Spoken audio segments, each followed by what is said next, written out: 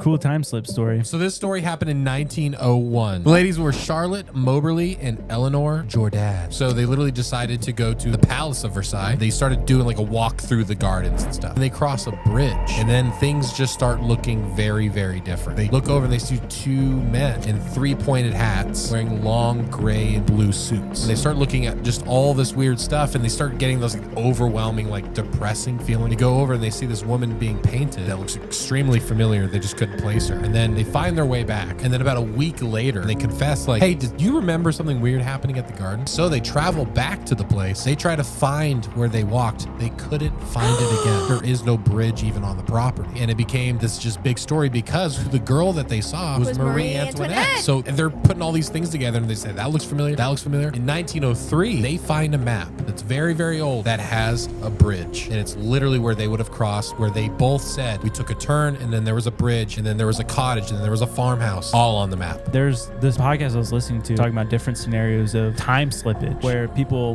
describe the same thing. They say that it's like the atmosphere changes. There's this feeling of like foreboding, sadness, and all of a sudden they're seeing things that aren't matching up to what they know. And then all of a sudden like they'll take a turn and then they're like back. That's so weird. Like, why foreboding and sadness? Is it because they're DEAD? Maybe.